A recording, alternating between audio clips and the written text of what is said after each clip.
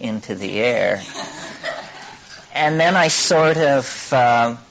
I read Aldous Huxley and Ashley Montagu and all those people, and I sort of turned on science and my previous naive love of nature, rocks, stars, and butterflies.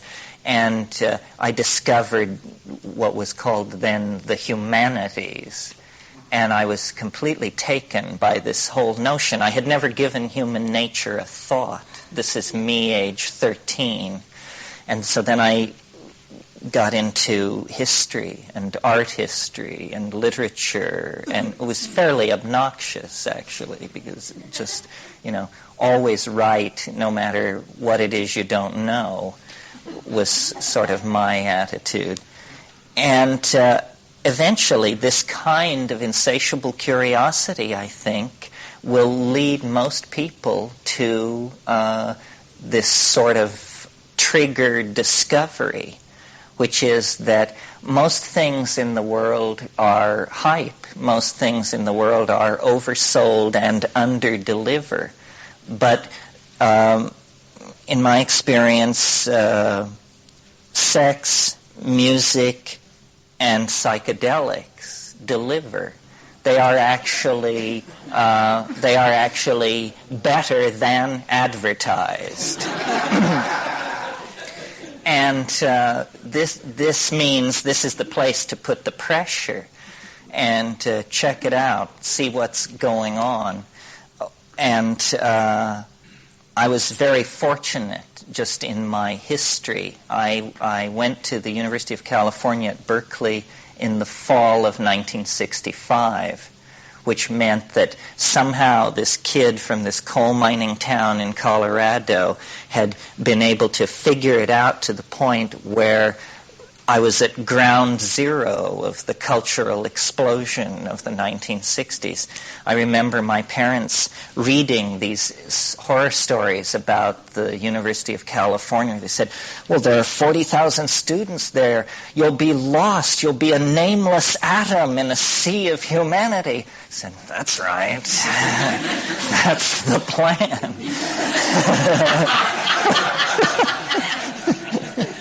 Because I understood that something about my development required anonymity.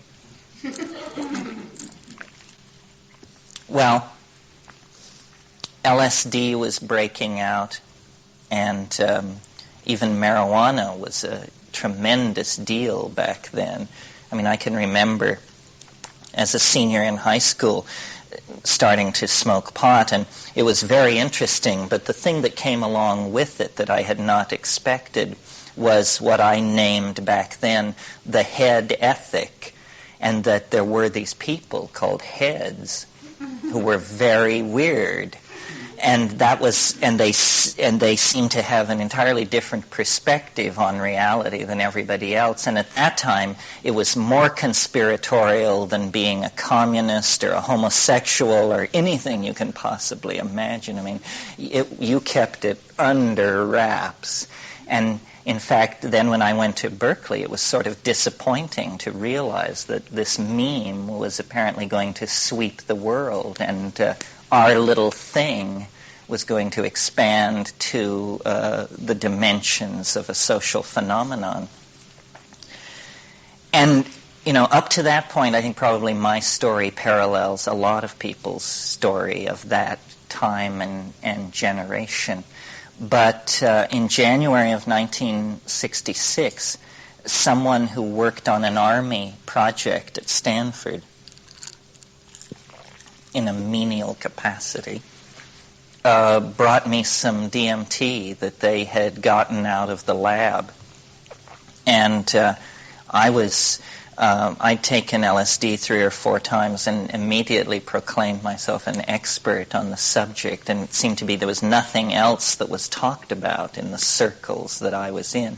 So I asked this guy, well, what is this? And he said, well, you should just try it. And I said, well, how long does it last? And he said, well, 5 minutes. I said, okay, I'll try it. That was all I felt I had to know about it. Well, I don't know how many of you have smoked DMT, but it is like being struck by metaphysical lightning. I mean, it's the most appalling thing that can happen to you this side of the grave, if it's right, because, what happens is very rapidly, over a space of maybe 30 seconds, the universe is entirely replaced by something else. And the thing that's so astonishing about what replaces reality is it's utterly unexpected.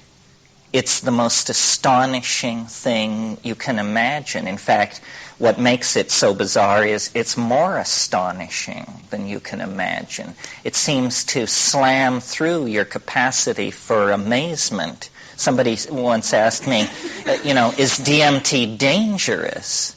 And the answer is only if there is a possibility of death by astonishment. And, hey, don't sell it short.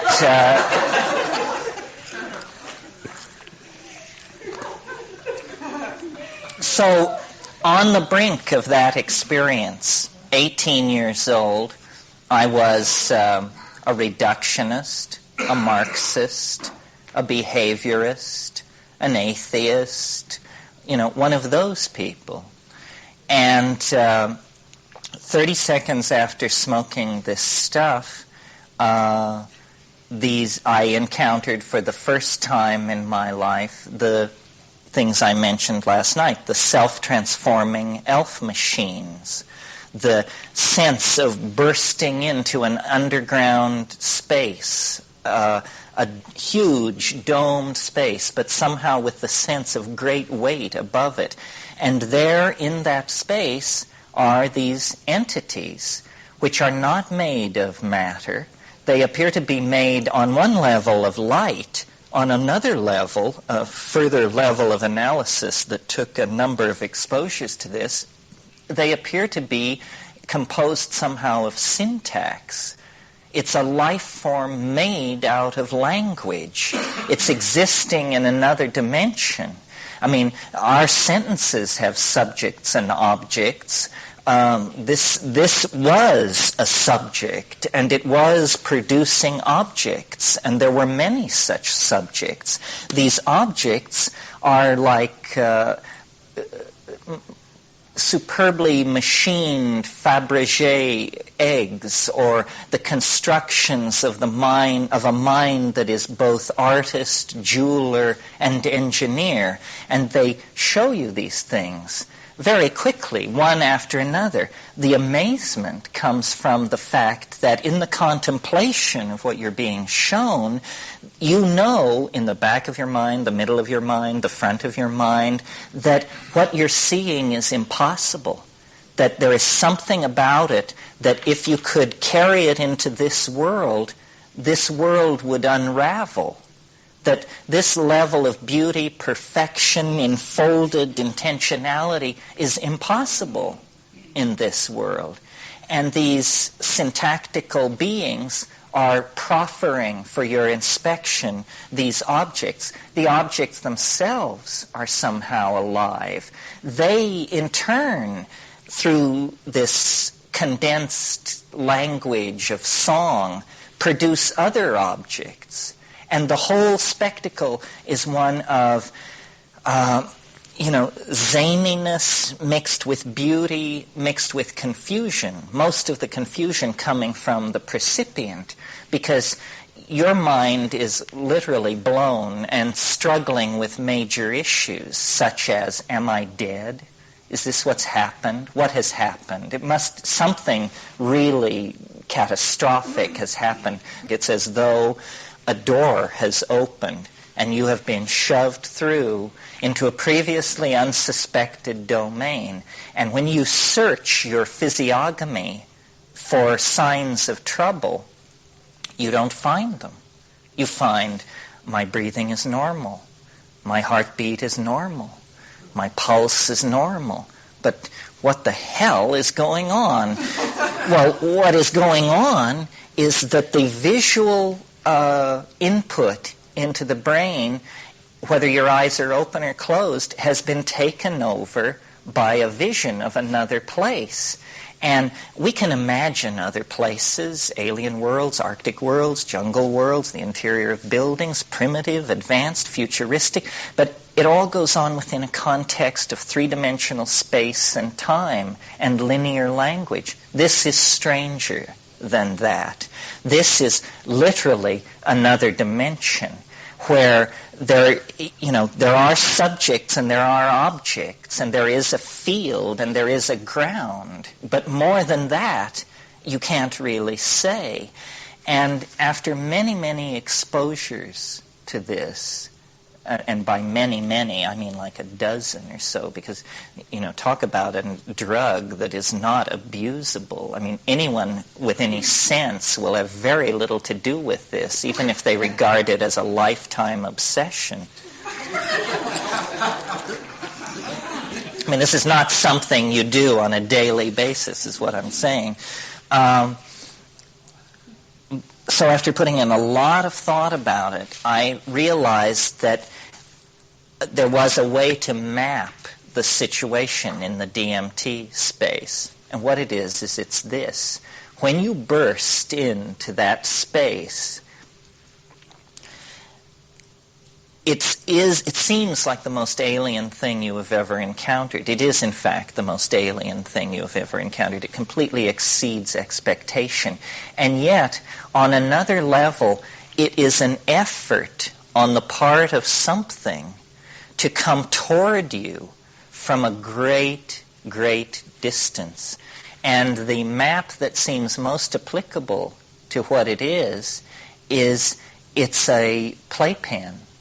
It's a receiving area. It's somebody very strange. It's their idea of what would make a human being feel comfortable and reassured. I saw Ralph Metzner on Thursday night, and he and Kathy have a wonderful new child, Sophia. And so there was Sophia lying in her bassinet, and suspended above her head were these shiny plastic objects in bright primary colors, which a series of geared mechanisms keep in motion. And so she's just lying there looking at this thing. That's what this DMT receiving area is for us. It's a place designed to accelerate our learning, reassure us, make us feel comfortable, and amuse us. And these things, which would shatter the sciences of Earth if they could be brought through from this other dimension, are the equivalent of rattles, spin-arounds, and colored blocks. I mean, they are the simplest objects imaginable in that other world. Well, it would not be, I suppose, such big news to wrap a wrap like this if, I were swathed in orange robes and had just flew in from Bangalore and had my world-girdling organization behind me, because you would just assume that I was an advanced being and that this was reportage from a world that you would never have anything to do with. But the fact is, everyone in this room, or most people in this room, are capable of this experience. I went into it, nobody was more hard-boiled than I. I mean, I was an existentialist in the Sartian mold, and it didn't keep the elves from approaching me. So I have been concerned to inform UFO people, Jungian psychologists, spiritual seekers that, this tremendously powerful tool lies present at hand. Curiosity pushed far enough will hit the jackpot. The world is not as we suppose. The great thing, you see, about DMT is that it settles certain questions assumed to be open. Like one question we all assume to be open is, well, is this the only universe or not? Answer, no. That settles that. Are there intelligent entities of a non-human sort? Answer, Yes, there are. I don't know what they have to do with busted up barley fields in England or, Whitley Strieber's problems, but inside this drug, inside this plant compound, there are entities. And they are not oblivious to us. They're not flatworms or pelicans. They are intelligent. They are of the same class of being as we are, an intelligent being. Okay, well then there are questions, some of which I mentioned last night. Who are these people? Are they the dead? That would be big news. A drug that allows you to contact Aunt Minnie in the afterlife? I don't know how we would, this is National Enquirer stuff. What is the most parsimonious explanation that we can give? In other words, what is the simplest and least freaky explanation that we can give? Why should people see these little entities? Well, one idea that I've kicked around, because see, at heart I still am a reductionist, is that personality is actually fractal in some sense. It's self-similar. What does fractal mean? It means that any object which is made out of smaller versions of itself is fractal. So if you had a house made out of little houses, a good example is a fern. A fern is made out of little ferns, made out of still littler ferns, if you examine in and look at it. Many objects are like this. Is it possible that the personality is fractal? Jung made a lot of metaphorical statements about the behavior of the psyche based on the behavior of mercury, the metal, the liquid metal mercury, which was an object of fascination to the alchemists. And he said mercury is a perfect symbol, or it accepts the projections of the qualities of the psyche, because the psyche will always take the shape of its container, as a liquid does. Psyche is reflective. And in the same way that mercury is a mirrored surface, you never see mercury, you see the reflections of the world around mercury on its surface. And in the same way that if you have mercury, I'm sure you all in the era of pre-toxic consciousness played with mercury, you can take a ball of mercury and put your thumb down on it quickly, and it will break into little balls that will shoot in all directions. And each little ball will have a sub-reflection of the larger world in it. Well, is it possible that we could take the Jungian metaphor of the self as alchemical mercury and then say, well, what happens on DMT is the alchemical vessel is essentially hurled down in front of the experient, and the mercury of self shoots everywhere, and there are thousands of little versions of the self then ricocheting off the walls, some this big, some this big, some this big, some tiny. I confess that as much fun as it is to have this image, I'm not sure it provides an explanation. You have to have this experience to realize how resistant to explanation it's going to be. Well, then there are less parsimonious explanations that these entities, but still not going outside the human van. See, the first possibility was it's dead people. Those are still human beings. They just happen to be dead human beings. Then the second explanation was it's autonomous fragments of psychic mercury behaving as small portions of the self. Okay, we still haven't gone outside the human domain for an explanation. Okay, a third explanation is that this is some future state of humanity, that these things are actually, the reason they're like us but not like us is because we're seeing a human evolutionary form 1 million years in the future or more, where finally, technology has been interiorized. The thing is, it's no longer even made of matter, still less of the body of an intelligent monkey.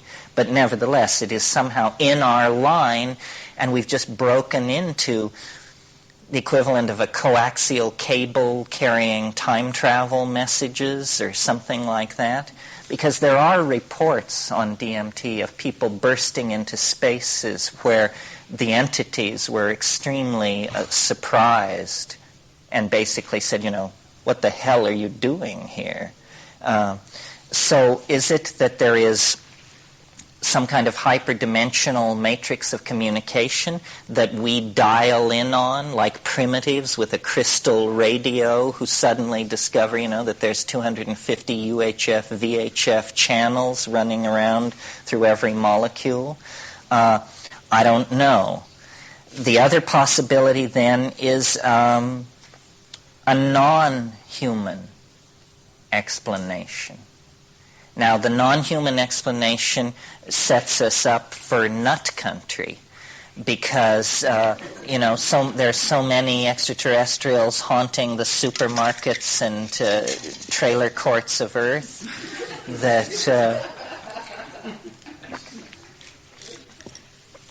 Nevertheless, science has never really fairly dealt with the question of human origins and the presence of human beings in the ecology of this planet.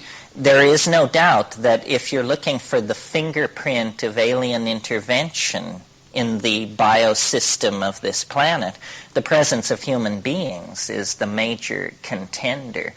I mean, we are not simply another kind of monkey.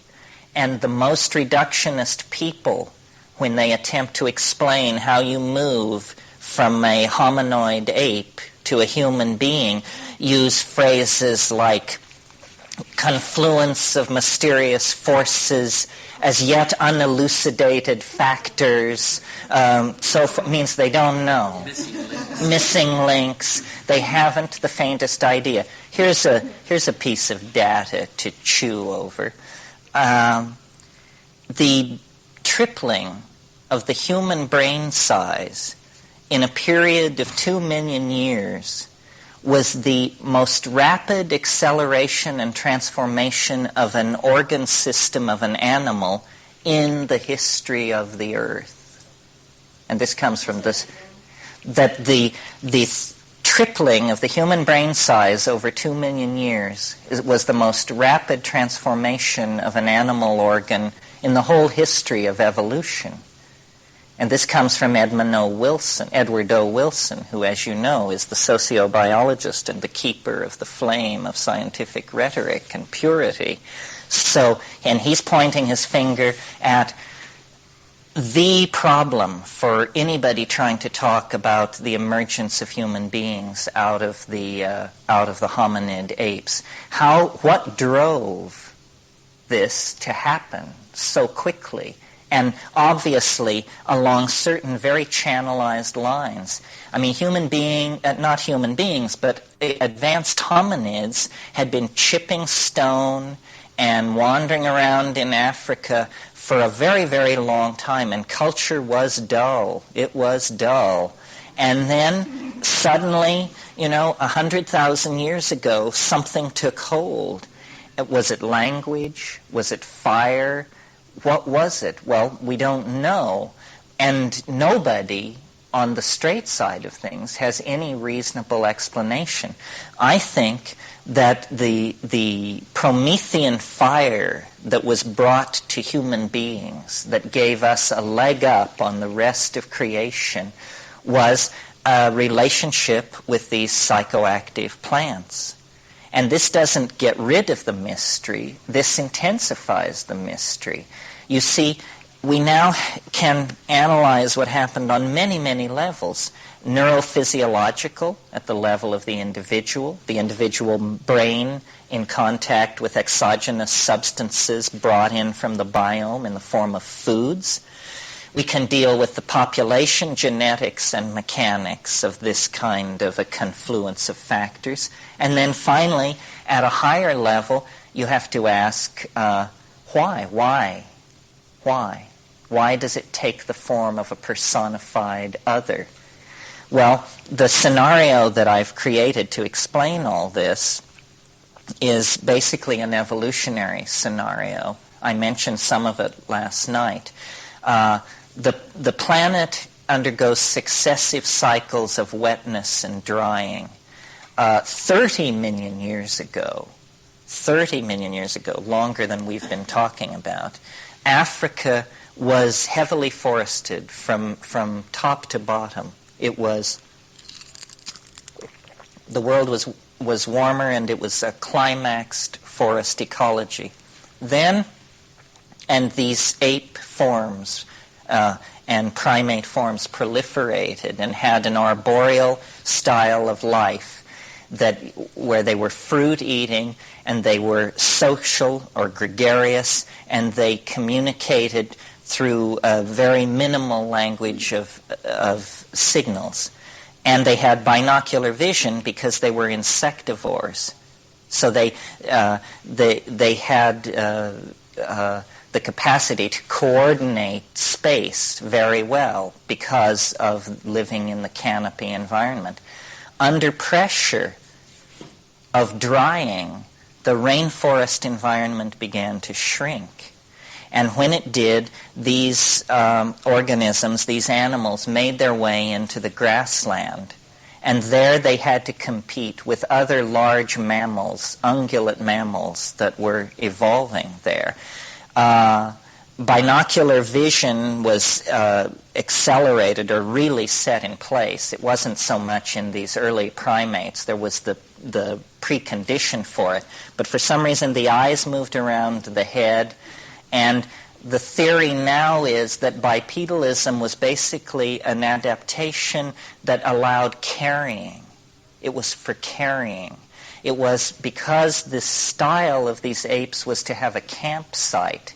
They carried nutrition back to a central site.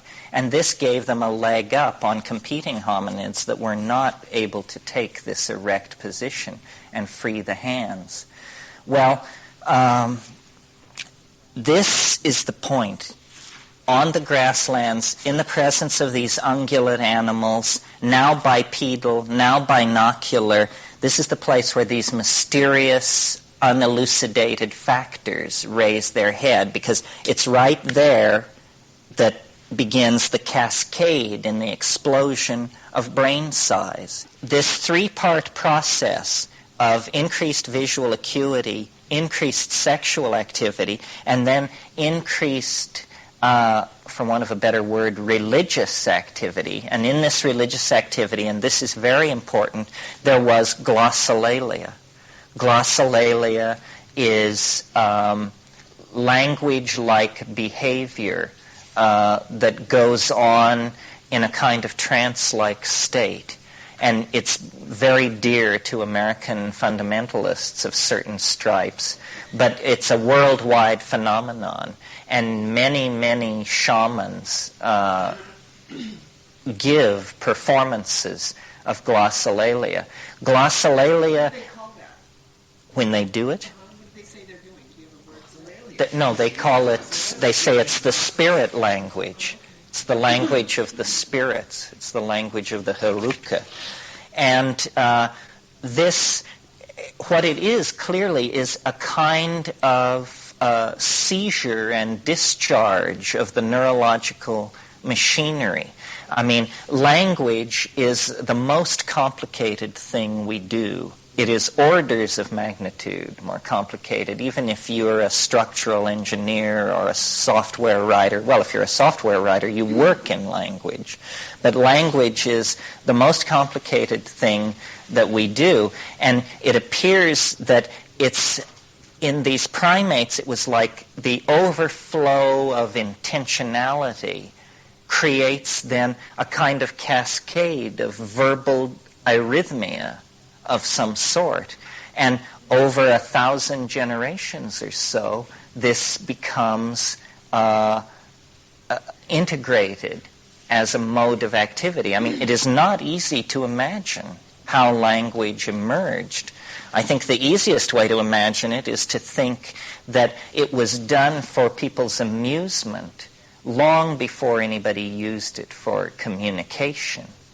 That, in other words, the first musical instrument was the voice, and I doubt that they sang Verdi arias, you know. If any of you have heard Inuit throat music. What is it? Inuit throat music? What's Inuit? Inuit are Eskimos. All kinds of people all over the world experiment with glossolalia. Glossolalia is simply where you ape language in the absence of meaning. I mean, it's very easy to do. He de me huai huaxi ki pinpolk van badikra hauket mi sidiki julgain. E to kom huai huaxi ki pipin if de nolquat e kolbekt ak man ki fidik. See, it's all there, except there's no meaning. But there is syntax. I mean, if you analyze this stuff, you discover there are connectors, there are declensions, there are prefixes, there are suffixes, but no meaning.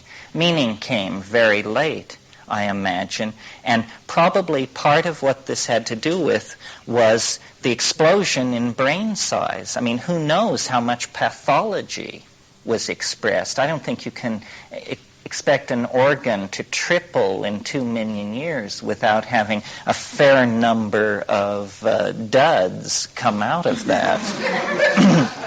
I mean, this organ was really evolving under pressure.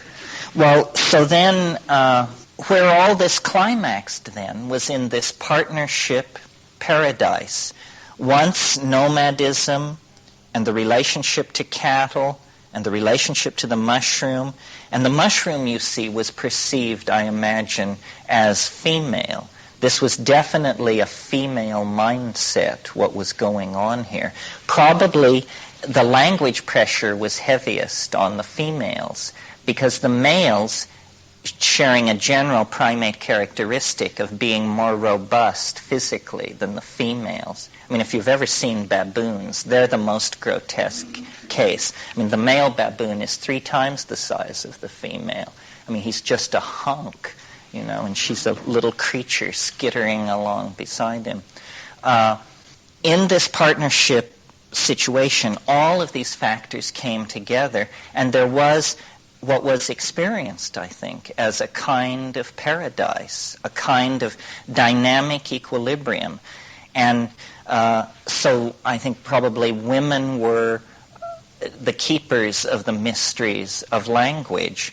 The cattle were very central to all of this, because the cattle were a new way of life, a much easier way of life. Instead of scavenging off lion kills, which is what the previous hominids were doing, we actually formed this reciprocal relationship where blood, milk, and meat were available to the human beings, and in return they propagated and increased the size and protected these herds. But a natural consequence of all this activity is for the mushroom to always be there, to always be present. And the earliest stratum of religion that we possess is this horned goddess image that is, you know, Upper Paleolithic, High Neolithic, the great horned goddess. Well, she is the goddess of the animals, the mushroom goddess, the mother image that was the religious icon stabilizing this society. Then the question becomes, well, if it was so wonderful, what went wrong? Well, the same forces that created it destroyed it, which was this progressive drying of the African continent. It's locked up in the mechanics of the solar system. It doesn't have anything to do with, fate and blame. And when the grasslands of the Sahara became sparser, the distance between water holes became greater, The mushroom cult, as I explained to you last night, became replaced with a mead cult. And as these people poured into the Middle East, was a much harsher climate. They had then to resort to agriculture. Agriculture, which had been minimal and unfocused to that point, became absolutely necessary in the new regime of the retreating glaciers that were pulling back across Palestine and Lebanon. And Jericho, which is an 7,000, 8,000-year-old site on the West Bank, was the most advanced civilization of its time. And what was it? It was a grain tower with a series of defensive enclosures around it. It indicates that agriculture had succeeded to the point that it had brought with it paranoia. Because if you succeed at agriculture, you produce surpluses. These surpluses mean you are a target for raiding by less fortunate people. So this kind of thing was going on. The evidence for all of this are these rock paintings in southern Algeria on the Tesseli Plateau, where we actually see shamans with mushrooms sprouting out of their bodies and dancing. This has never been talked about by ordinary anthropologists or students of cultural influences.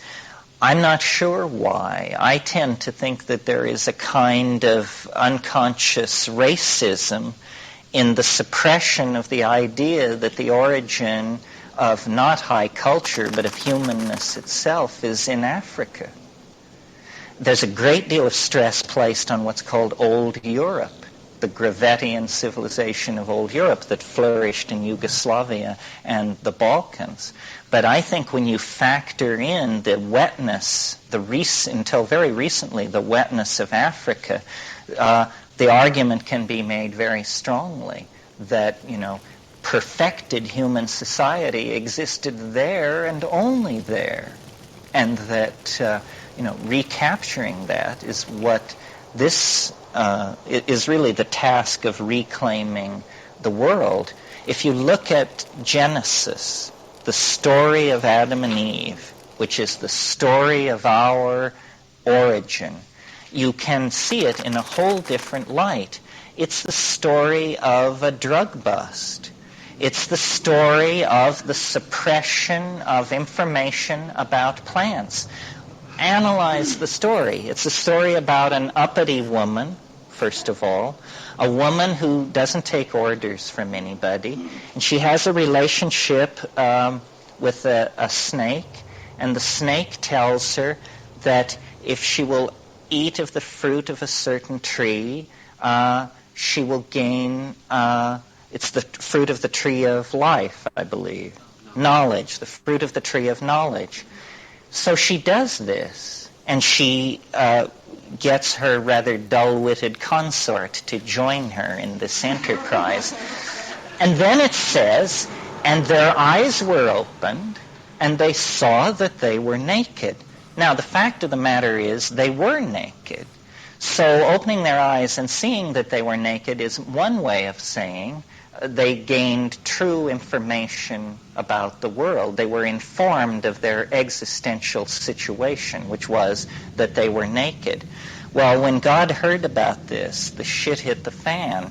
And there's a very, very interesting passage in Genesis in which Yahweh, musing to himself, as far as you can tell, in the garden says, this was bad enough, but if they were to eat of the fruit of the tree of life, then they would become as we are. They would become as we are. And so this whole thing has to be shut down, and these people have to be kicked out of here. And they are. He says, you're going to labor, and it's going to be a bad trip, and I want you out of here. And then the final shot is an angel with a burning sword is placed at the eastern gate of Eden so that the human beings can never find their way back. What this is the story of the breakup of a woman-run psychedelic partnership society by aridity. The angel at the eastern gate of Eden is the unforgiving Saharan sun, making it impossible to go back. You see, and the switch from partnership to dominator society is occasioned then by abandoning this set of practices which keep the ego under control. Now let me make it clear. It isn't that our general tendency is toward dominator organization. If we relax our vigilance against being assholes, the whole thing will slide toward a dominator model. The reason this is because the really primitive primates, the proto-apes, the apes, they have very hierarchically structured societies with alpha males at the top and females very closely controlled by males and so forth. It was only this very brief period, no more than 50,000 years, where the use of a psychedelic plant made that impossible. And the reason it did that is this. If you analyze thousands and thousands of psychedelic experiences so that all the individual qualities of the experience are subsumed in the general form, and then you ask, what is the psychedelic experience? What can we say about it that will be true of all 50,000 cases? The answer is, it dissolves boundaries. That's what this stuff does. Whatever your boundaries are. I mean, you may be a Hindu priest, a communist bureaucrat, a gay hairdresser in New York. It doesn't matter. It will totally challenge and overthrow your view of reality, because that's what it does. Boundaries are creations of culture. Remember the child lying underneath the spinning things in its crib. William James, great psychologist of the turn of the century, said, we are born into a blooming, buzzing confusion. That's what, which is a good description of a DMT trip, too. And we reside in that blooming, buzzing confusion 18 months, 2 years, until we get our language skills together. And then we begin to mosaic over the confusion with concepts. And we create culture. One of the great strides forward in the 20th century has been the general understanding on the part of the straight practitioners of the art that language creates reality. Reality is not made of quarks and mu mesons and all that crap that they're dishing up out of these high-energy machines. That's a dance of language. What reality is made up of is language. Reality is made of words, and many, many realities can be made of words, and they can be mutually exclusive realities. They do not necessarily map onto each other. The world of the Hopi medicine man and the world of the communist bureaucrat and the world of the Eskimo fisherman are almost mutually exclusive domains. I mean, they can only reach each other over bridges of very generalized concepts. So the world is made of language. When you take a psychedelic, that cultural world is dissolved. It's just psycholytically dissolved. You know, Aldous Huxley had the notion of what he called the reducing valve. He believed that, following C.D. Broad, that our senses have evolved to only allow in the tiny stream of data that is necessary to animal existence. That all the rest of the electromagnetic radiation and data that is raining onto our eyes and our skin and our senses is shunted into the unconscious. But that when you take a psychedelic, the reducing valve is suddenly cranked open, and here comes all of this stuff, and it just washes away all assumptions that are cultural assumptions. It puts you, in other words, in contact with the nitty-gritty. It's about what is real, not what is culturally sanctioned. So that kind of thing operating in this primitive African situation that we're talking about means probably something like that at every new and full moon, these small groups of people got together and they all took mushrooms together.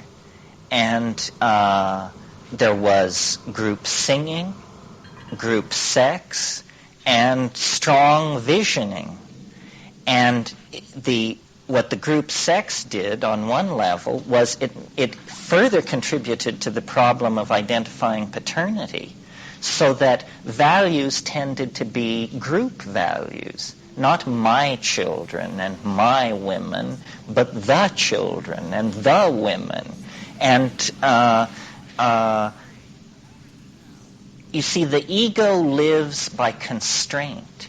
It draws lines. And this drawing of lines is a denial of the primary truth of the world, which is that it is seamless and one. Once you start drawing divisions, you're off into dualism. And it's no joke to say that dualism is the root of all evil. Once you start making these distinctions, if you believe in them, then you've really cut yourself off. So in the Middle East, about 9,000 years ago, out of nowhere come these people called Natufeans. And they have a much higher level of culture than any of the surrounding people. It's interesting, we're told that the Nile is the cradle of civilization and so forth. But did you know that from 17,000 years ago until 10,000 years ago, almost nobody lived in the Nile Valley? For some reason, it was not thought of as desirable. Probably it was a malarial lowland, and the happening habitat was out on what is now the desert, what was then the grassland. So cultural remains in the Nile Valley before 10,000 years ago indicate very only minor cultural stuff happening. 10,000 years ago, these new people appear out of nowhere called Natufeans. They live under the rock faces, the undercut rock faces. They paint these faces. They live for 1,000 years in that mode. Then they build Jericho, and they live there for 1,000 years. Then by 8,000 BC, they move up to Çatalhöyük on the Anatolian plain. They are the most advanced people in the world. Now, it's always been assumed on zero evidence that these people must have a cultural connection to the Gravettian culture of old Europe. There is substantial physical evidence to link them with Africa. At Chatal, they had a cult of the vulture, which is a quintessential animal of the African grassland. The so-called burnished Sudanese ware, a certain kind of pottery that we know where it came from in Africa. We find fragments of it in the middens at Jericho and at Chatal. So there is strong evidence that these were the people who had been practicing the partnership paradise model of life. Around 6,500 BC, wheeled chariot people, probably part of the Kurgan wave phenomenon hypothesized by Maria Gimbutas, come down from north of the Caspian Sea in the Zagros Mountains. Level 6 and 6B of Chatal is burned through. Clearly it had been overwhelmed by invaders. Well, now, I don't know how many of you know about Çatalhöyük, but this is, in some ways, the most interesting archaeological site on the planet, because this is a 7,000-year-old town in Anatolia, 7,000 BC, which makes 9,000 BP. This is a civilization aside from the monolithic architecture, this is a civilization as advanced as Egypt, with glass, with a primitive astronomy, with a pharmacopoeia, with agriculture, with husbandry, with an advanced religion, and it exists much, much older than if you grew up in my generation. You were taught history begins at Sumner. Well, Sumner was not even a twinkle in anybody's eye when Çatalhöyük was a civilization of immense accomplishments and richness, eventually destroyed by these dominators. Then that civilization went to Crete and thrived in that environment for a very long time, coming down into the time of ancient Greece. The Eleusinian mysteries are Cretan mysteries that have been transplanted to Greece. And that's really where the psychedelic religion died. It had been dying for thousands of years. It never really flourished outside of Africa. But in the period when it was happening in Africa, it created in us an appetite bordering just below the level of a genetic proclivity for boundary dissolution. And this is the key to understanding our fascination with addiction. This guy Ron Siegel wrote this book about how animals love to get stoned. And so they do. Elephants like rotted papaya and so forth and so on. But human beings addict to about 60 compounds and are fascinated with maybe 40 more. This kind of chemical obsessionism is very hard to explain evolutionarily. It doesn't seem to make any sense unless you hypothesize a situation in the past in which this was very important to us. And when we moved out of Africa and broke this connection with nature, because that's what it really is, when you dissolve the boundaries of language, what floods back in to fill that vacuum is the fact of the natural world, the overwhelming modality that we are placed in that is not culturally defined. So that kind of relationship to nature, having been disrupted, leaves us with not only a sense of loss, but a kind of anger, a kind of fury directed against the natural world.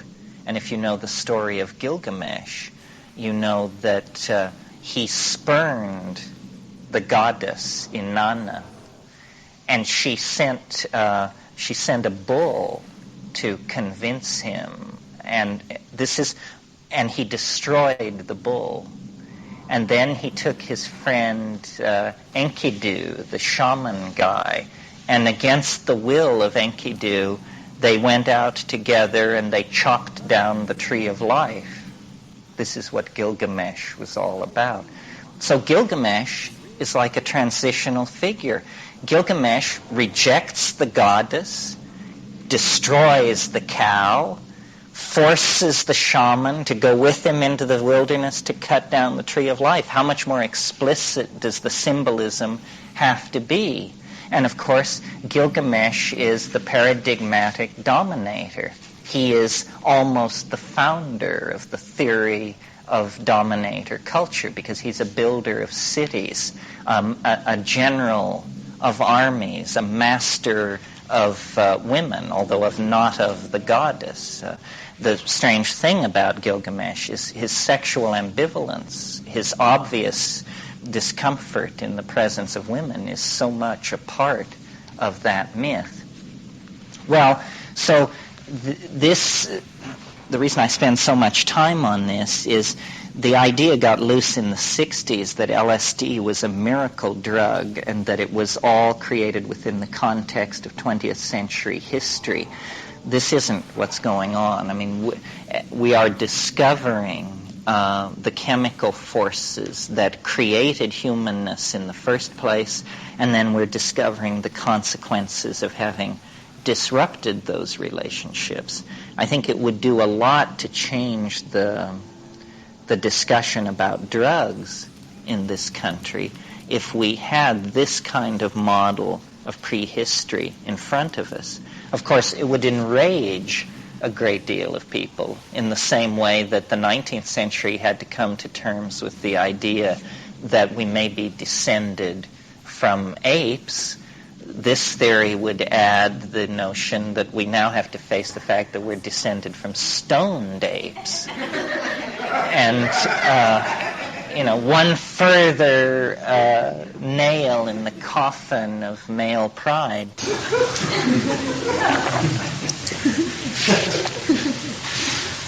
Now, all over the world, not everybody fell into history.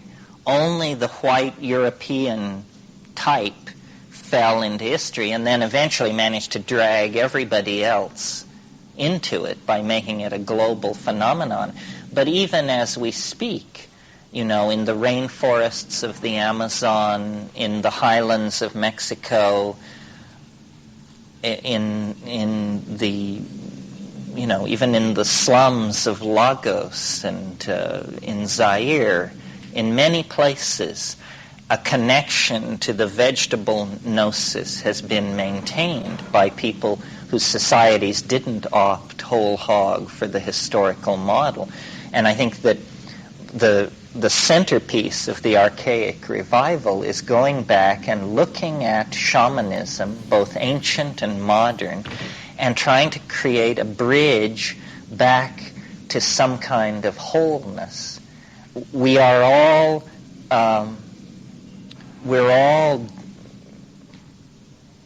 mixed up, sick, damaged by this thing that happened in the past. People used to say, well, the only people who need psychiatrists are people who are crazy. But the fact is, everybody is crazy because the cultural legacy of being now 1,000 generations removed from anything authentic, for most of us, it's quite traumatic. And the dominator culture has fed upon itself, and now, they can call the power that lights the stars down upon their enemies. I mean, this is like the final apotheosis of dominator values, that they have learned enough about the structure of matter and the dynamics of energy that they can call down the stars upon their enemies. Well, this is a very small and fragile planet in the face of that kind of energy. We could lose the whole thing. I mean, we could lose it spectacularly, or we could just toxify it out of existence. The only counterflow to that is some kind of reconnection with nature that is not casual, not weekend conservation. I heard Dave Brower, who some of you may know, who's the head of the Sierra Club, or was years ago till he got too nutty for them, say we need a jihad to save the earth. A jihad is a holy war. It's where what you basically do is you tell people convert or die. You give them that choice. You say, we're going to do it this way, convert or die. He said we need a jihad to save the earth because the situation is that desperate. Well, I'm not willing to call for a jihad because I think that in itself is a kind of dominator model. It's saying, you see, that it depends on us. I don't really believe that it depends on us except as we act to embody the collectivity.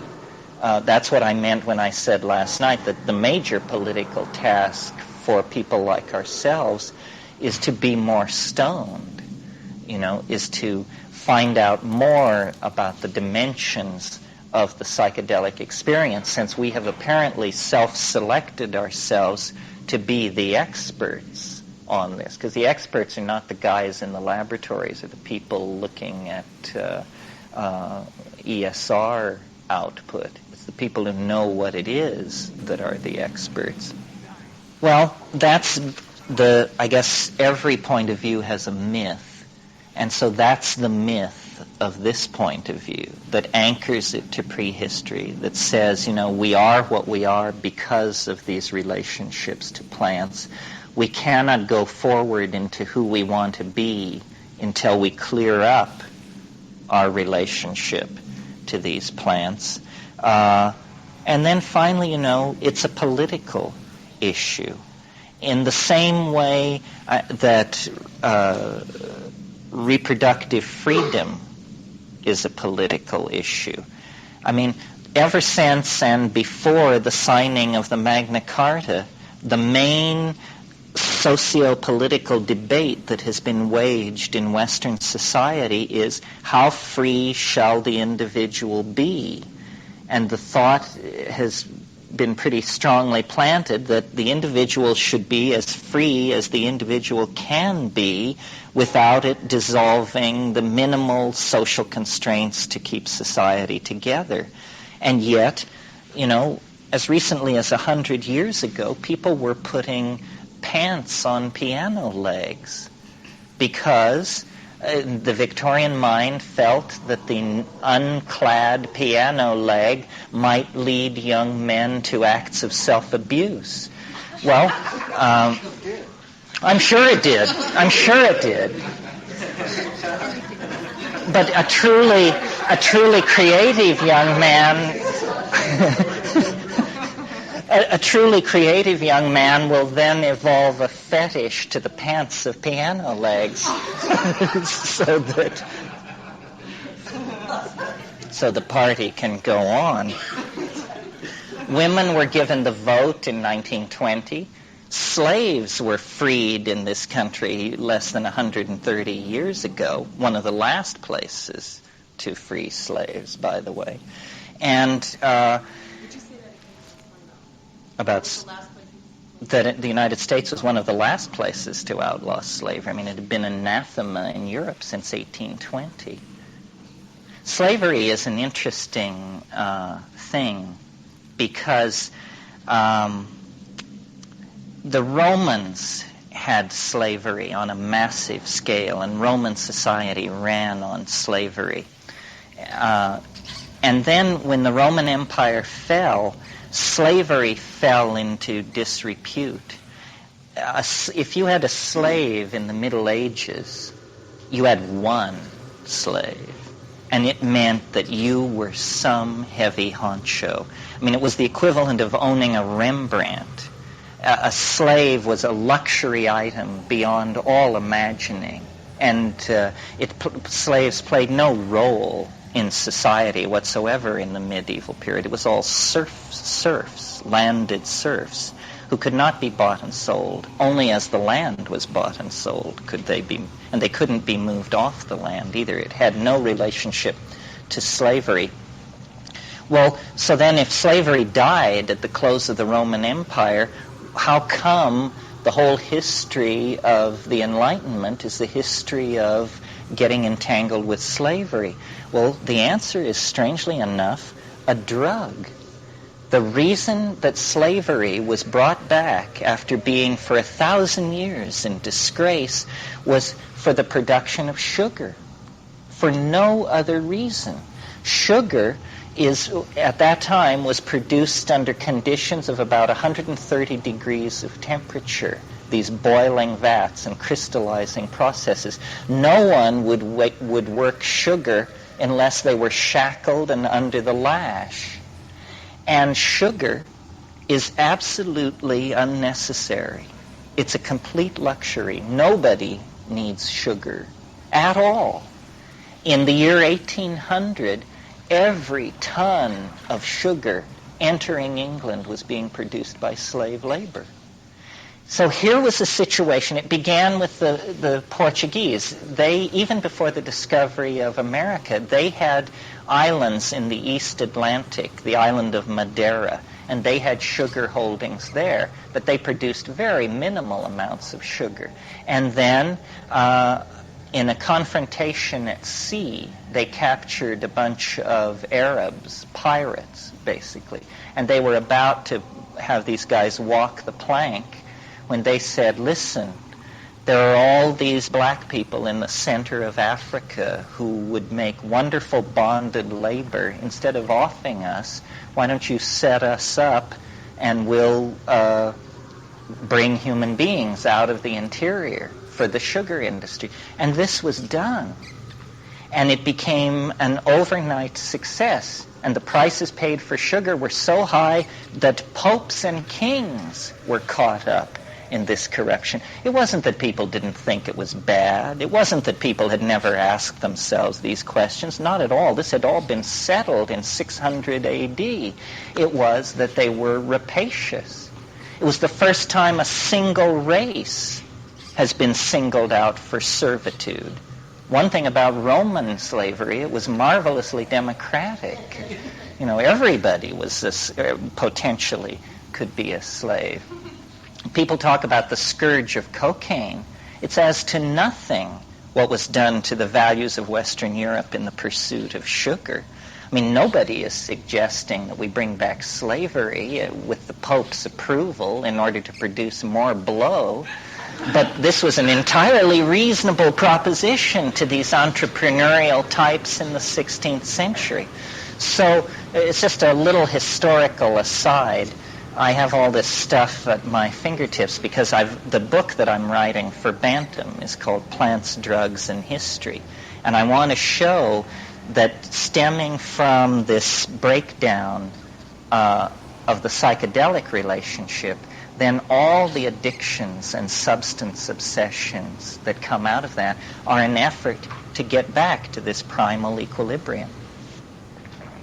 Well, now I think I'll just stop there and hope that there are questions out of this, since this was a first thick hit of all this stuff. Yeah, I can.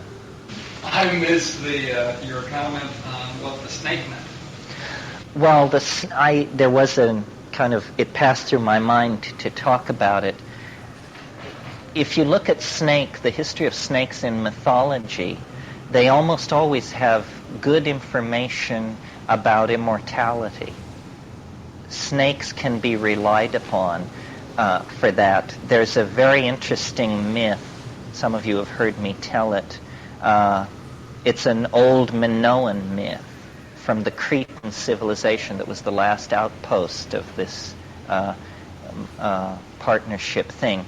Some of you may remember Pasiphae, because she was a really interesting figure in Greek mythology, because she was so fascinated by the sexual energy of bulls that she had Daedalus, the same guy who would later attempt to fly home to the mainland. She had Daedalus construct an artificial cow that she could get inside of so that she could have sex with these bulls. And, don't ask me what was going on, except that these Cretan women are not to be messed with, obviously. But there's an obscure myth that relates to her son that casts light on the Genesis myth. It's the myth of the story of Glaucus and Polyidus. Glaucus was the son of King Minos and Queen Pasiphae, and when he was a young child, he was playing in the pantry of the palace one day, and he fell into a huge vat of honey. Well, now, you may or may not know that across the Middle East, the dead were buried in these kinds of jars, and sometimes kings were buried in honey. But anyway, Glaucus, this little kid, he fell into this honey pot and drowned, and no one could find him. No one knew where he was. No one thought to look in this particular honey pot in the pantry. And the king and the queen were frantic, and they went to their diviners, and they said, help us find our son. And the diviners said, well, we can't find your son, but we know who can. And the king said, well, so who? He said, it will be the man who can compose the most apt simile regarding a 3-colored cow in your herd. Now, what this means is not clear. Obviously, the story may be garbled at this point. But anyway, a man of language was what they were saying, a man who can compose this simile. So then the king called everybody together and asked people to compose a simile on the 3-colored cow. And lo and behold, this guy, Polyeidos, which means man of many ideas, Polyeidos produced a brilliant simile on the 3-colored cow.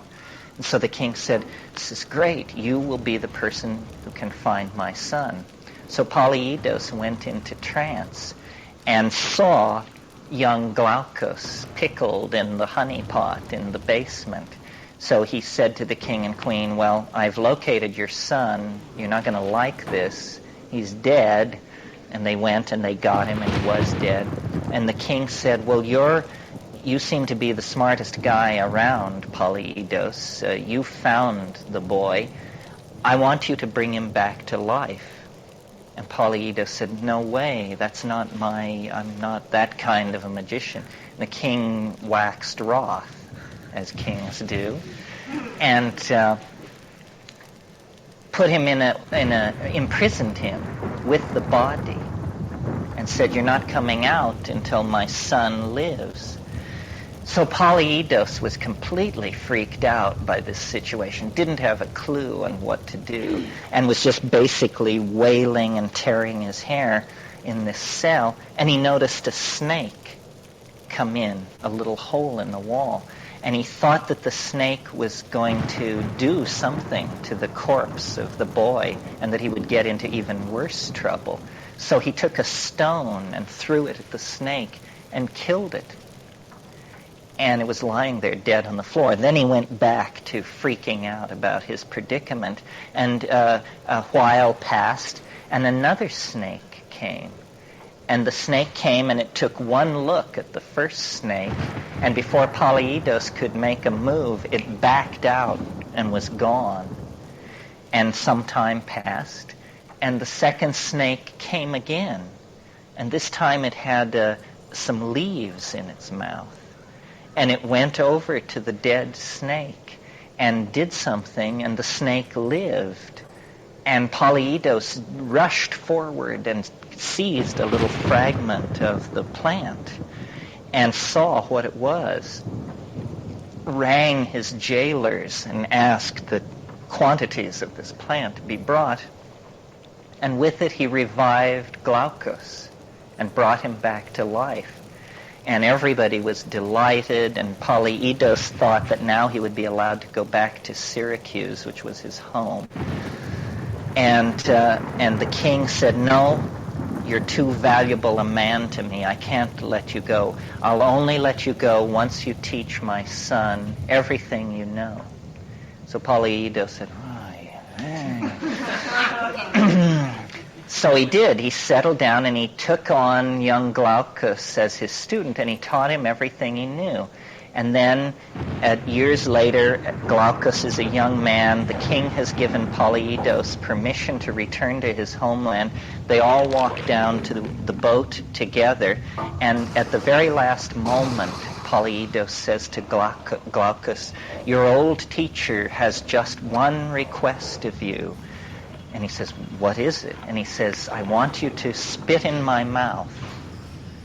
He says, "Okay." So he does. He spits in his mouth. And at that moment, all of the magical teaching and understanding returns to Polyeidos, and he walks up the gangplank and sails away. Now, this is an interesting myth for several reasons. Your question about Eden, you see, the snake knew the secret of immortality in both stories.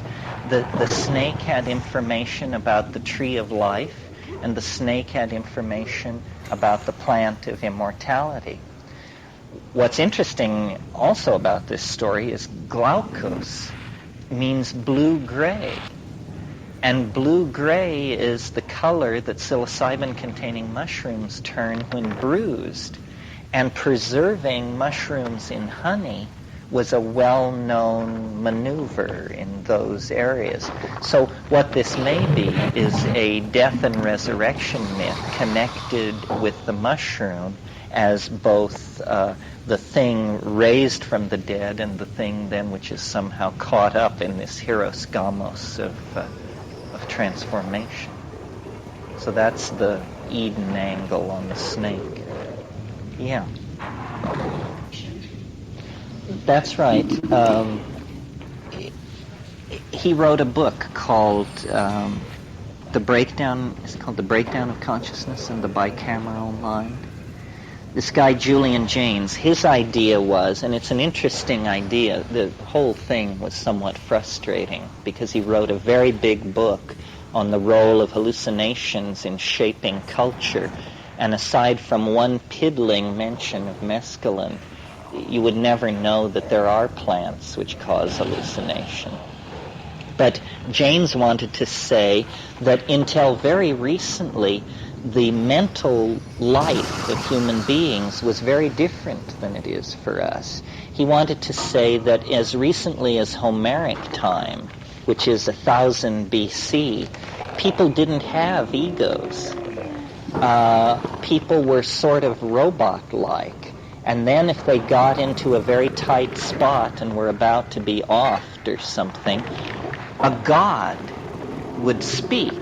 Wouldn't appear, but this god would speak and tell them what to do. Say, like, get out of there. Do this, do that. And that this psychic function, previously perceived as the voice of God, eventually was integrated into the structure of the psyche and became the ego. Much in the same way that the mitochondria of the cell, of the animal cell, were once free-swimming bacteria, 300, 400 million years ago, and they became embedded and entangled in a larger cellular matrix. So Jaynes is trying to say that this godlike ego became incorporated as an ordinary psychic function. What caused this to happen was traders going from one widely separated human group to another would bring the news that God was not saying the same things in all places.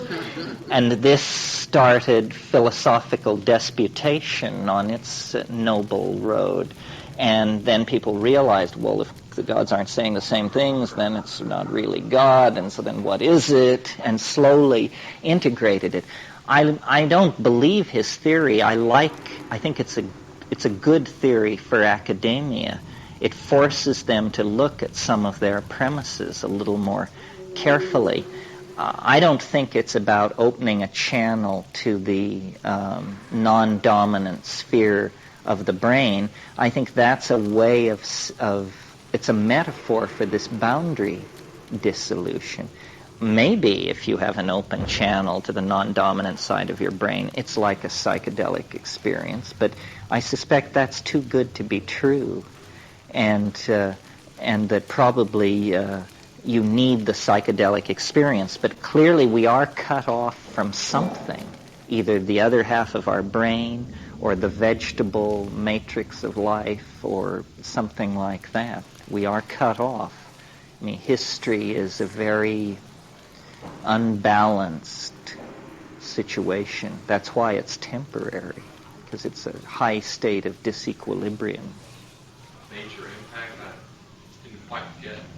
Well, sugar. I consider sugar definitely a drug, and one of the most heavily addicted drugs on a world scale that there is. There have been numerous episodes over the past few hundred years. I maintain all culture is styles of relating to chemicals.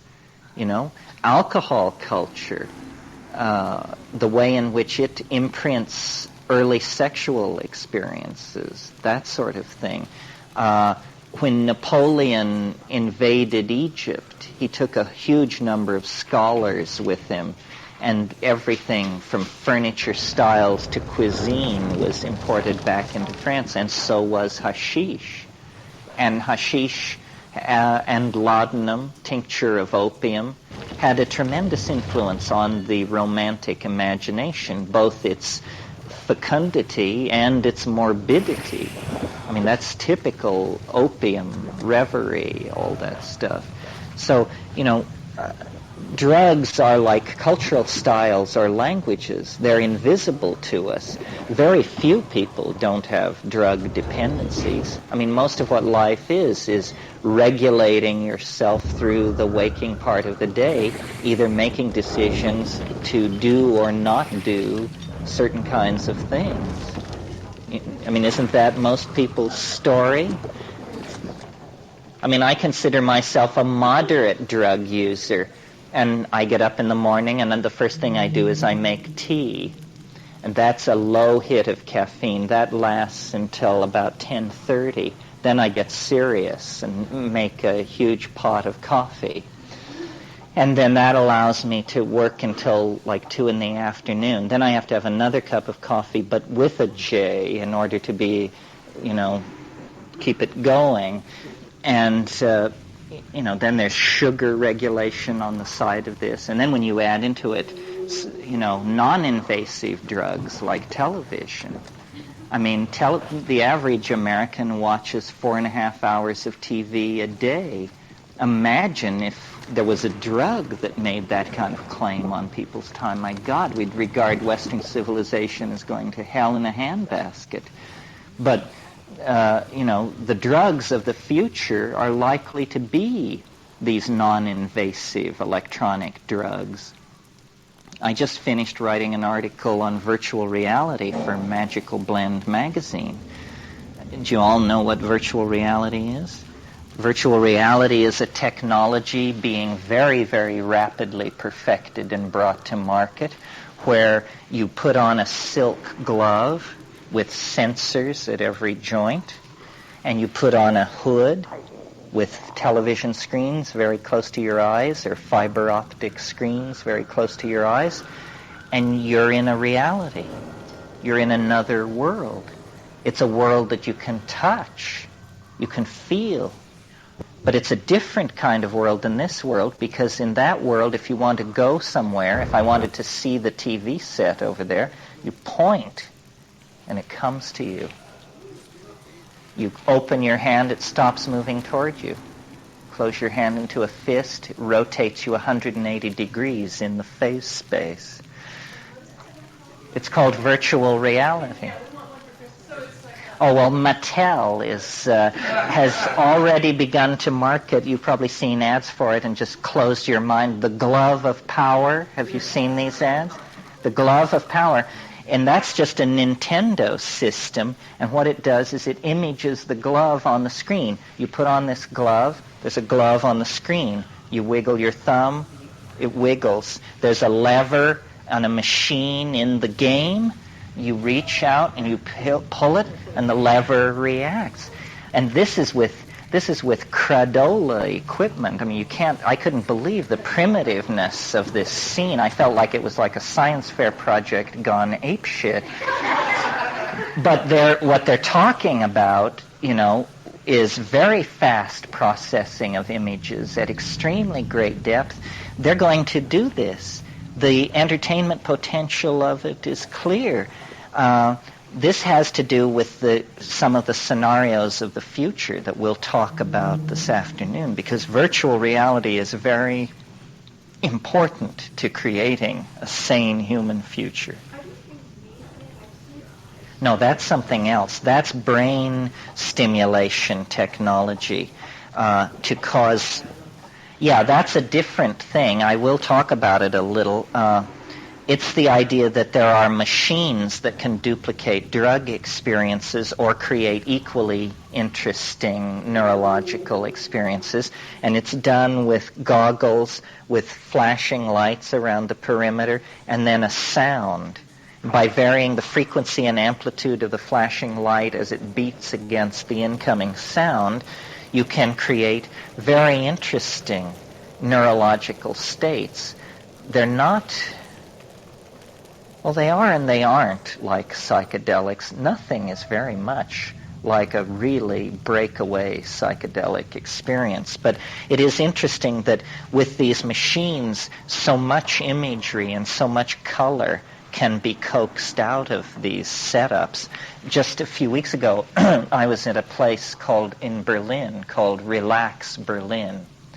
And it's a place designed for yuppies on their dinner, office breaks, to come and spend 40 minutes under these machines.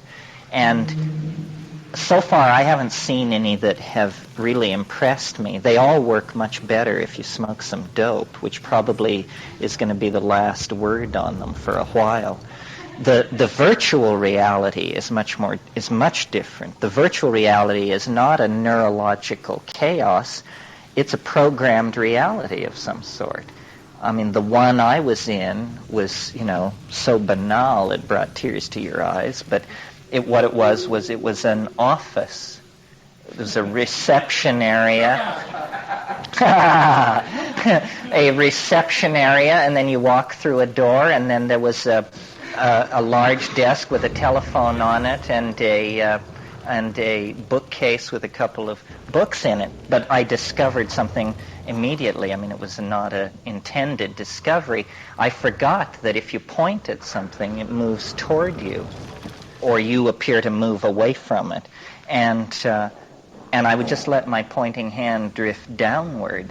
And when I would do that, I would burst through the ceiling of the office, and then if I didn't change my position, the office and the attached antechamber just were shrinking smaller and smaller in a kind of olive drab space that I was clearly, flying into infinity, and there was nothing else in this reality.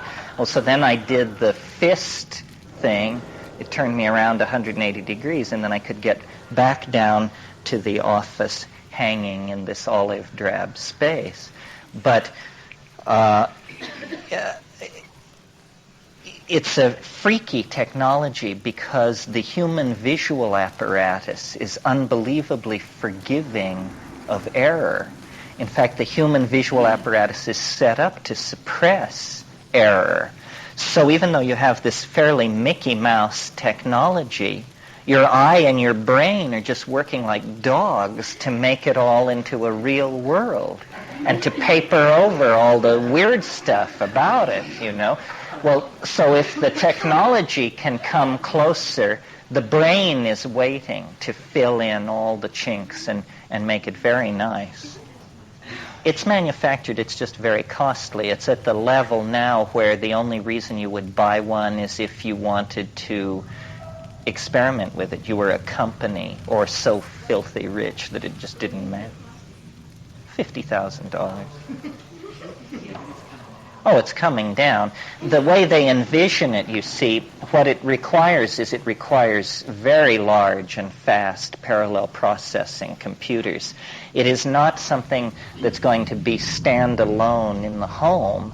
It's going to be sold over cable, so that the really powerful computers to do this will be accessed over the phone lines. What the end consumer will have is simply the helmet and the glove, and then they want to do a full body stocking so that your whole body will be in there.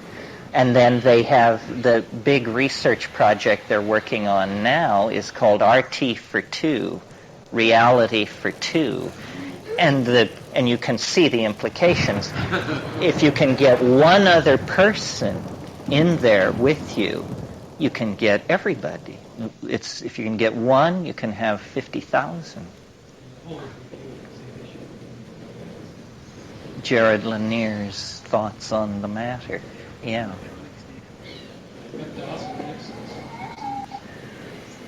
Yes, well, Gibson, who knew nothing about computers, was the first person to come up with this concept. He called it cyberspace. He just thought that very large databases should be configured to be like physical objects so that you know your way around, so that you jack into cyberspace, This enormous red rectangle, the size of the Empire State Building, that is the Wells Fargo database. Further on down the boulevard, that turquoise trapezoid, that is Defense Department data. And then on the other side of the street and 2 blocks over is the National Medical Index. In other words, he said these databases should be thought of as places, and we'll create a world, a virtual world, where you travel from place to get data. You see, the interesting thing, if any of you are familiar with the Macintosh computer interface, what makes it so user-friendly is that it treats everything like ordinary objects, so that as monkeys, we understand perfectly how to do this. I mean, when you're in a program like Full Paint and you want a paintbrush, you must go and get your paintbrush. And when you're done using it, you must put it back in your toolbox. Now, there is no toolbox and there is no paintbrush. They're virtual. But nevertheless, you treat them the same way you treat non-virtual objects, as they're coming to be called. This kind of equipment should not be in the hands of people. Well, you know, Tim Leary said years ago, LSD is a substance which can cause psychotic reactions in people who don't take it. And, you know, I've seen a lot of psychosis caused by drugs that people didn't take.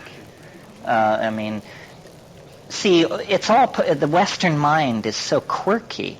I mean, we would accept a machine, I think, the fact that television has gotten as far as it has with as little criticism. But if people were smoking pot 4.5 hours a day, I mean, there'd be a national soul-searching uproar over it. So we just have certain biases and certain canalized ways of thinking that are easier for us to move down. The future isn't very comforting for that kind of know-nothingism, because electronic stimulation is very, very possible. And the difference, you know, computers are becoming more like drugs. Drugs are becoming more like computers. The computers of the future will be taken orally, and the drugs of the future will probably be jacked into. So getting hung up on the language of it, the important issue is the alteration of consciousness. What is it and what is it good for? What does it say about who we are? What can we do with it? The reason the people who've produced virtual reality, the people who are in charge of trying to think of something neat to do with it, haven't gotten very far. I mean, of course it will make astonishing pornography possible. Of course, cleaning up radioactive waste spills will now be very easy.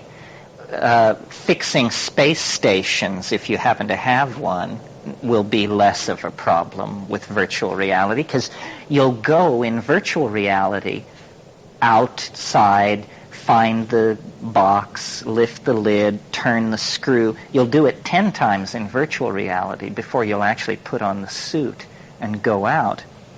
But what I think virtual reality is good for is showing each other the insides of our minds, that we are going to be able to create art like nothing that has ever been seen before. In fact, one of the mavens of virtual reality, Eric Gullickson, has predicted that most designing in the 21st century will be virtual design. I mean, when you think that, it costs nothing to design a Piranesi cathedral than it does to design a modest A-frame, because the thing is going to be built of light. So everybody can live at Versailles if that level of ostentation is attractive to them. I think that I look forward to this. I want to take the architectural perspectives of Bibiena and walk walk through those, mile-long colonnaded corridors with reflecting pools and all that sort of thing. And then what interests me about virtual reality on another level is it goes back to the DMT experiences that we talked about earlier this morning, that on DMT, the way in which these entities communicate is with a visible language, a language that's beheld rather than heard with the ears. Well, this is a higher signal, it's a better signal, less degradation of intentionality in a visibly beheld signal. The old rap, a picture is worth 1,000 words. So I think we could create a new modality of communication in virtual reality, modeled on the psychedelic experience. I mean, what would it be like to slave a voice synthesizer to a virtual reality with software instructions such that, for example, every time I use the connector and a fluorescent turquoise polygon would become suspended in the air. And every time I used a certain verb, a different kind of topological manifold would be plugged in to the connector. In other words, if we changed the stuff of language into virtual tinker toys, then we could use our voice to drive an assembly of visible objects in the virtual reality. Do you follow what I'm talking about? Good. Well, it's noon, so time for lunch. We'll be back here at 4 to 6. Okay. Well, is there anybody who was left unbalanced by the brutal truncation of this morning's session and needs to ask a question? We can talk a little bit about this morning's session, and then I thought, if he's still game, that Ken, who is a regular attendee at these things, he has a sort of interesting fieldwork story to tell that would be inspiring, and then we could talk about that or other issues, or if it went flat, I would synthetically create a focus. So, okay. Is there anything left over from this morning or any line of discussion that needs to be pursued on that? I think we took it up to the notion of virtual reality being promising for the production of a kind of higher order logos of communication that would be beheld rather than heard.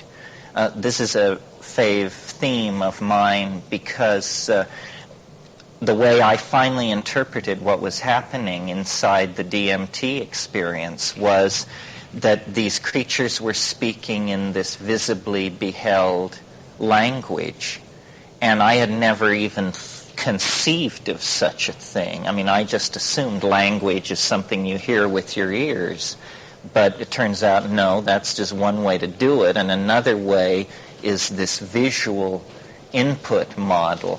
And it seemed to me it's a true form of telepathy. It's not telepathy as we might have anticipated. My notion of telepathy was always, I hear what you think. Beholding, beholding, beholding, beholding, beholding, beholding, beholding, beholding. Too, and we contemplate it as a three-dimensional object.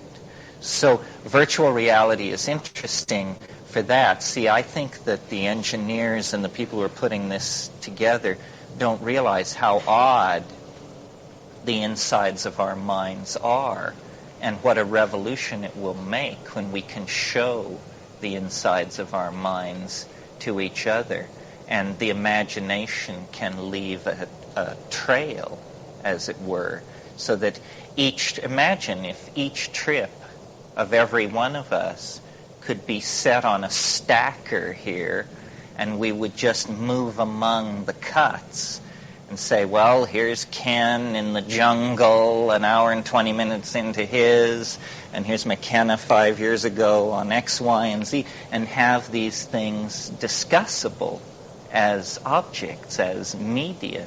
Well, this looms, I think, and it will empower the creation of a language and a community of understanding about these things that will be, lighting a wildfire of shamanic awareness.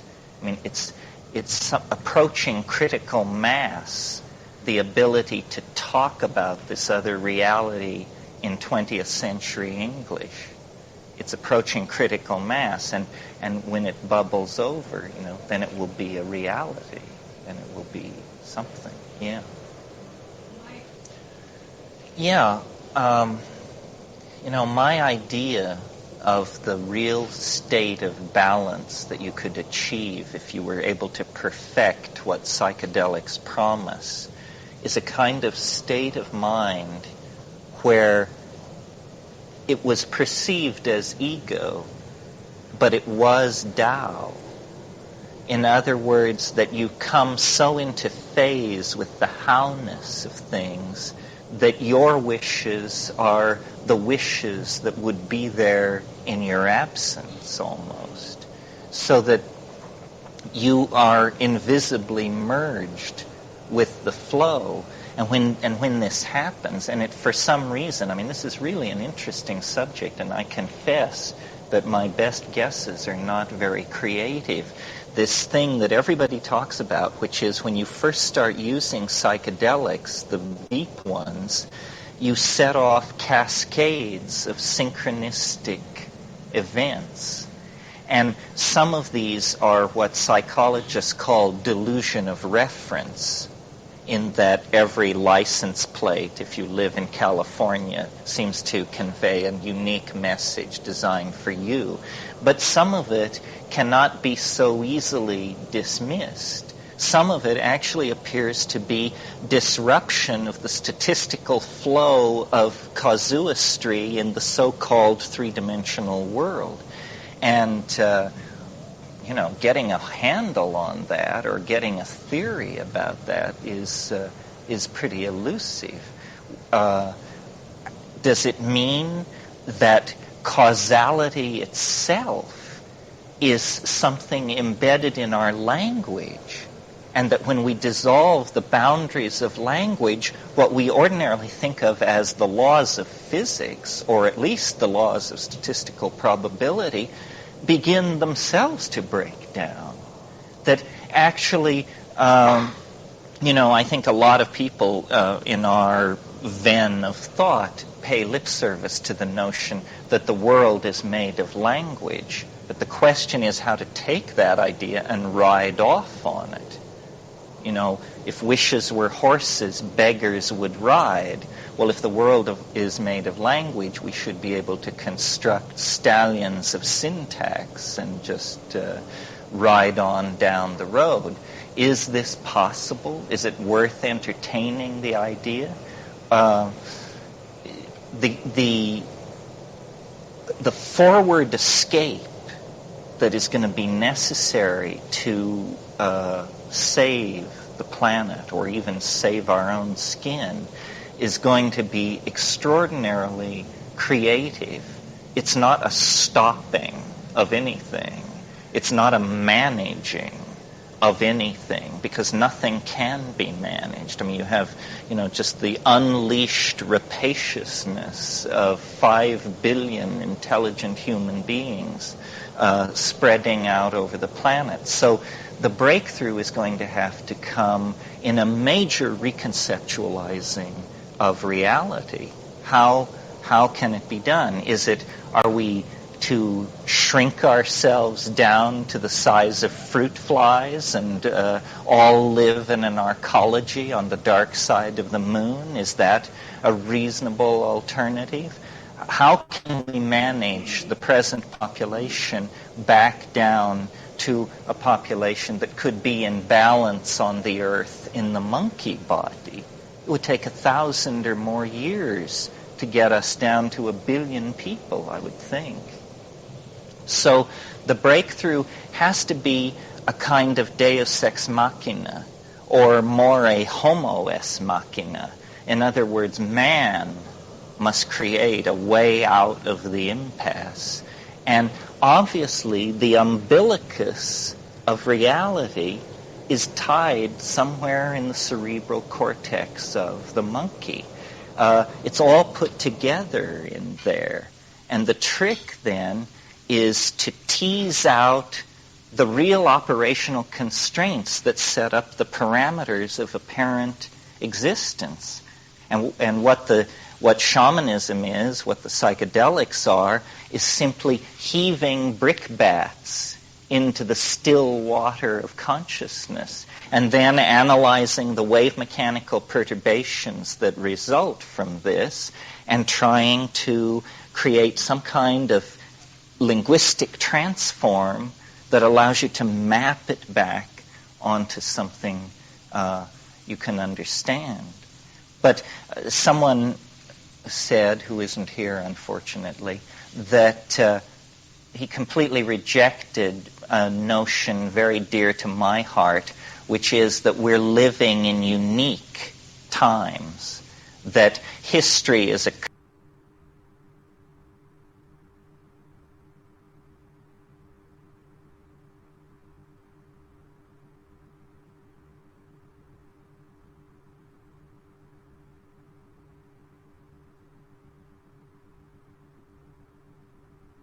Making this into a potion segment, since I really like the McKenna comment on showing our minds to each other, and VR's use as intelligent XP.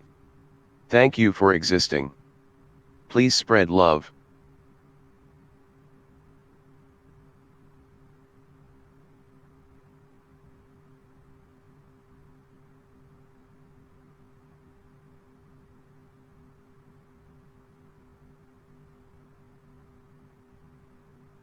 compressive force that is moving toward a conclusion, and that this conclusion is now not that far in the future. And he said he didn't believe this, and that he was a steady stater, and so on. But you see, the presence of ourselves is the indication that an extraordinary event is about to take place on Planet 3. We have emerged out of animal organization over the past 100,000 years. We have emerged out of tribalism in the last 10,000 years. The fact that we are undergoing this informational foment, this self-reflection of the universe and recoding and recasting of it that spins off technologies and languages like a pinwheel, this signifies that something unusual is going on in the biosocial dynamics of the planet. It's history. History is some kind of phase transition. It's a highly temporary state of disequilibrium where mind in nature undergoes a kind of birth out of itself through the intermediary of technically creatures with technical ability and language. And trying to get in tune with this and understand this and have a place in it is what shamanism has always been about. And because it's always had this urgency, because on a planetary scale, a process of 50,000 years is virtually nothing. I mean, it's just the wink of an eye. A mood has come over the planet, and lo, it forces out of itself, it extrudes from biology a whole new level of organization that is confounding to ontology. I mean, what are we? How can we be? What is the place that we occupy in nature? Well, you can think about this in your armchair, or you can perturb the field, as it were, with these hallucinogens, and I think they centrally address the issue. I mean, I've compared them to what the telescope was for astronomy in the 16th century, or what the atom smasher and particle accelerator was for the study of the primary structure of matter.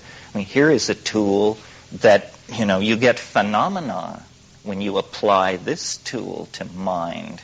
It isn't a stilled surface, or you aren't caught in the insect mechanics of social games, but instead, you really begin to penetrate to the more profound levels. Well, Ken, would you like to tell what you've been up to recently, in as much or as little detail as you care to?